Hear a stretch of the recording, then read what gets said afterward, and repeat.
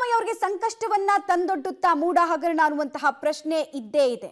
ರಾಜ್ಯಪಾಲರು ಕೊಟ್ಟಿರುವಂತಹ ನೋಟಿಸ್ ವಿಚಾರಕ್ಕೆ ಸಂಬಂಧಪಟ್ಟಂತೆ ಬೆಳಗ್ಗೆಯಿಂದಲೇ ಸಾಕಷ್ಟು ಸ್ಟ್ರಾಟಜಿ ಮಾಡೋದಕ್ಕೆ ಮುಂದಾಗ್ಲಾಗ್ತಾ ಇದೆ. ಹಾಗಾದ್ರೆ ಏನೇನ್ ಮಾಹಿತಿ ಲಭ್ಯ ಆಗ್ತಾ ಇದೆ ನೋಡ್ತಾ ಇದ್ದೀರಾ. ಕೆಲವೇ ಕ್ಷಣಗಳಲ್ಲಿ ಸಚಿವ ಸಂಪುಟ ಸಭೆ ಕೂಡ ನಡೀಲಿಕ್ಕಿದೆ. ಸಚಿವ ಸಂಪುಟ ಸಭೆಗೆ ಸಿಎಂ ಸಿದ್ದರಾಮಯ್ಯ ಅವರು ಗೈರಾಗುವಂತಹ ಸಾಧ್ಯತೆ ಕೂಡ ಇದೆ. ಡಿಸಿಎಂ ಡಿಕೆ ಶಿವಕುಮಾರ್ ಅವರ ನೇತೃತ್ವದಲ್ಲಿ ಈ ಸಂಪುಟ ಸಭೆ ನಡೀಲಿಕ್ಕಿದೆ. ಸಿಎಂ ಸಿದ್ದರಾಮಯ್ಯ ಅವರಿಗೆ ಮೂಡ ಹಗರಣಕ್ಕೆ ಸಂಬಂಧಪಟ್ಟಂತೆ ಇರುವಂತಹ ಕ್ಲಿಷ್ಟಕರ ಹೋರಾಟದಲ್ಲಿ ಗೆಲುವು ಹೇಗೆ, ತಮ್ಮ ಕುರ್ಚಿಯನ್ನ ಉಳಿಸಿಕೊಳ್ಳೋದಕ್ಕೆ ಬೇಕಾದಂತಹ ಎಲ್ಲಾ ರೀತಿಯ ಕಸರತ್ತನ್ನ ಸಿಎಂ ಸಿದ್ದರಾಮಯ್ಯ ಮತ್ತು ಅವರ ಟೀಮ್ ಈಗಾಗಲೇ ಮಾಡ್ತಾ ಇದೆ.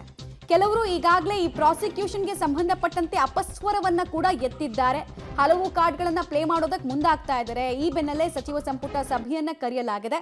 ಸಚಿವ ಸಂಪುಟ ಸಭೆಯಲ್ಲಿ ಪ್ರಾಸಿಕ್ಯೂಷನ್ಗೆ ವಿರುದ್ಧದ ನಿರ್ಣಯಗಳನ್ನ ತೆಗೆದುಕೊಳ್ತಾರೆ ಅಂತ ಹೇಳಲಾಗ್ತಾ ಇತ್ತು. ಬಟ್ ಆ ಸಭೆಗೆ ಸಿಎಂ ಅವರು ಗೈರಾಗೋದು ಕೂಡ ಈ ಸ್ಟ್ರಾಟಜಿಯ ಭಾಗನ ಅನ್ನೋದು ಕುತೂಹಲ. ಬಿಕಾಸ್ ಇಡೀ ರಾಜ್ಯದ ಗಮನವನ್ನ ಈ ಪ್ರಕರಣ ಸಾಕ್ತಾ ಇರುವಂತಹ ರೀತಿ ಸೆಳಿತಾ ಇದೆ.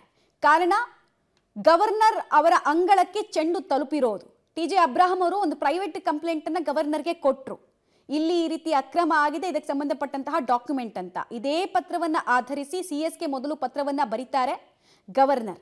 ಹಾಗೂ ಮುಖ್ಯಮಂತ್ರಿಗಳಿಗೂ ಕೂಡ ನಿಮ್ಮ ವಿರುದ್ಧ ಪ್ರಾಸಿಕ್ಯೂಷನ್ಗೆ ಅನುಮತಿಯನ್ನ ಕೊಡಬಾರದು ಅಂದ್ರೆ ಯಾಕೆ, ಅದಕ್ಕೆ ಉತ್ತರವನ್ನ ಕೊಡಿ ಅಂತ ನೋಟಿಸ್ ಅನ್ನು ಕೊಟ್ಟಿದ್ದಾರೆ. ಈಗ ಇದಕ್ಕೆ ಯಾವ ರೀತಿ ಉತ್ತರವನ್ನು ಕೊಡ್ತಾರೆ? ಪೊಲಿಟಿಕಲ್ ಫೈಟ್ ಕಾಂಗ್ರೆಸ್ ಈ ವಿಚಾರದಲ್ಲಿ ಹೇಗೆ ಮಾಡುತ್ತೆ ಅನ್ನೋದು ಎಷ್ಟು ಕುತೂಹಲಕ್ಕೆ ಕಾರಣನೋ, ಸಿಎಂ ತಮ್ಮ ಕುರ್ಚಿಯನ್ನ ಹೇಗೆ ಉಳಿಸ್ಕೊಳ್ತಾರೆ ಅನ್ನೋದು ಕೂಡ ಅಷ್ಟೇ ಕುತೂಹಲಕ್ಕೆ ಕಾರಣ. ಒಂದೊಮ್ಮೆ ಪ್ರಾಸಿಕ್ಯೂಷನ್ಗೆ ಅನುಮತಿ ಕೊಟ್ರೆ, ಹಿಂದೆ ನಾವು ನೋಡಿದ್ವಿ BS ಯಡಿಯೂರಪ್ಪ ಅವರು ಇದೇ ಪ್ರಾಸಿಕ್ಯೂಷನ್ಗೆ ಅನುಮತಿ ಕೊಟ್ಟಿದ್ದ ಕಾರಣಕ್ಕೋಸ್ಕರನೇ ಕುರ್ಚಿಯನ್ನ ಕಳ್ಕೊಳ್ಬೇಕಾಯ್ತು, ಪದವಿಯನ್ನ ಕಳ್ಕೊಳ್ಬೇಕಾಯ್ತು. ನಂತರ ಆ ಟ್ರಯಲ್ ಆಗಿದ್ದು, ಜೈಲಿಗೆ ಹೋಗಿದ್ದು ಎಲ್ಲವನ್ನ ಕೂಡ ನೋಡಿದ್ವಿ ನಾವು. ಈಗ ಇವ್ರ ವಿಚಾರದಲ್ಲಿ ಏನಾಗತ್ತೆ ಕುತೂಹಲ ಅಂತೂ ಇದ್ದೇ ಇದೆ.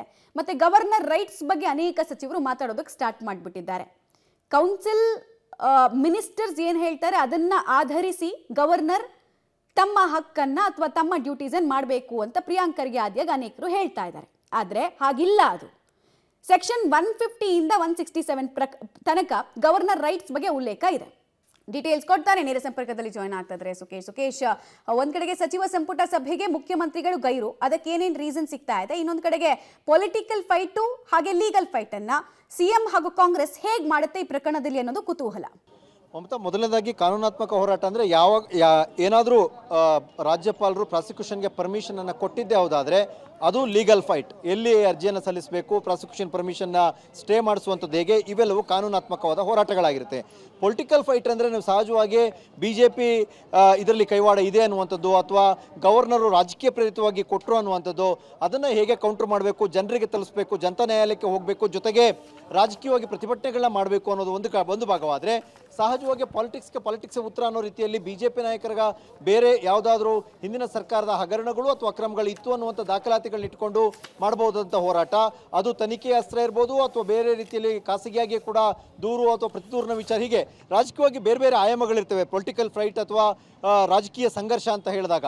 ಆದರೆ ಕಾನೂನಾತ್ಮಕ ಹೋರಾಟ ಅಂದಾಗ ಮುಖ್ಯಮಂತ್ರಿಗಳ ವಿರುದ್ಧ ಏನಾದರೂ ರಾಜ್ಯಪಾಲರು ಪ್ರಾಸಿಕ್ಯೂಷನ್ಗೆ ಪರ್ಮಿಷನ್ನ ಕೊಟ್ಟರೆ ಅದನ್ನು ಹೇಗೆ ಕಾನೂನಾತ್ಮಕವಾಗಿ ಡಿಫೆಂಡ್ ಮಾಡಬೇಕು, ಹೋರಾಟವನ್ನು ನಡೆಸಬೇಕು ಅನ್ನುವಂಥ ವಿಚಾರದಲ್ಲಿ ಹೀಗೆ ಎರಡು ಆಯಾಮದಲ್ಲೂ ಕೂಡ ನಾವು ಮುಂದೂಡಬೇಕು ಅನ್ನುವಂಥ ತೀರ್ಮಾನವನ್ನು ಇವತ್ತಿನ ಸಭೆಯಲ್ಲಿ ಮಾಡಿದರೆ. ಮತ್ತು ಇವತ್ತು ನಡೆಯುವಂತಹ ಸಚಿವ ಸಂಪುಟ ಸಭೆ ಕೂಡ ಅಷ್ಟೇ ಮಹತ್ವದ್ದಾಗಿರುತ್ತೆ. ಆ ಕಾರಣಕ್ಕಾಗಿ ಮುಖ್ಯಮಂತ್ರಿಗಳು ಗೈರಾಗ್ತಾ ಇರುವಂಥದ್ದು ಉಪಮುಖ್ಯಮಂತ್ರಿ DK ಶಿವಕುಮಾರ್ ಅವರ ನೇತೃತ್ವದಲ್ಲಿ ನಡೀತಾ ಇರುವಂತಹ ಸಚಿವ ಸಂಪುಟ ಸಭೆ ಇದಾಗಿರುತ್ತೆ.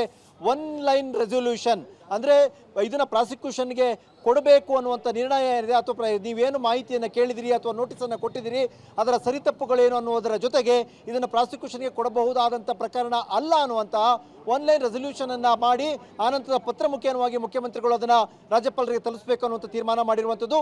ಈ ನಿಟ್ಟಿನಲ್ಲಿ ಇವತ್ತಿನ ಸಚಿವ ಸಂಪುಟ ಸಭೆಯೂ ಕೂಡ ಅಷ್ಟೇ ಪ್ರಮುಖವಾಗುತ್ತೆ.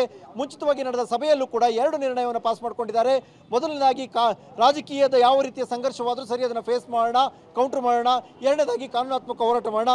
ಇಡೀ ನಿರ್ಣಯವನ್ನು ಇಡೀ ಸಭೆ ಮುಖ್ಯಮಂತ್ರಿಗಳಿಗೆ ವಹಿಸಿದೆ. ನೀವು ತೀರ್ಮಾನವನ್ನು ಕೈಗೊಳ್ಳಿ, ನಿಮ್ಮ ಜೊತೆಗೆ ನಾವಿದೇನು ಅಂತ ಅಂತಿಮವಾದ ಒಂದು ತೀರ್ಮಾನವನ್ನು ಕೂಡ ಮಾಡಿಕೊಂಡು ಇಲ್ಲಿಂದ ಸಚಿವರುಗಳು ಹೊರಟಿದ್ದಾರೆ ಅಂತ ಮಾಹಿತಿ ಕೂಡ ಸಿಗ್ತಾ ಇದೆ. ಮಮತಾ. ಓಕೆ ಸುಕೇಶ್, ಹಾಗೆ ಸಂಪರ್ಕದಲ್ಲಿರಿ, ವಾಪಸ್ ಬರ್ತೀನಿ.